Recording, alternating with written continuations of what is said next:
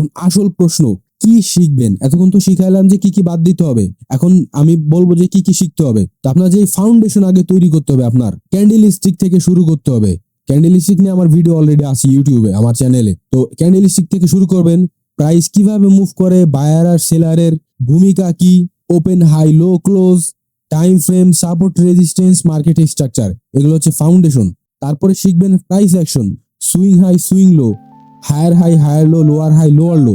তারপর হচ্ছে trend, pull back, breakout, break of structure, change of character. এরপর আছে লিকুইডিটি, লিকুইডিটি কি, equal high equal low, liquidity sweep, inducement, stop run.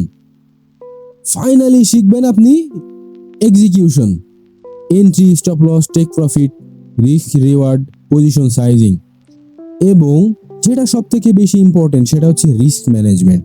একটা ট্রেডে কতটুকু রিস্ক নেবেন, maximum daily loss, drawdown expectancy, মানে কতটুকু প্রফিটের আশা করবেন।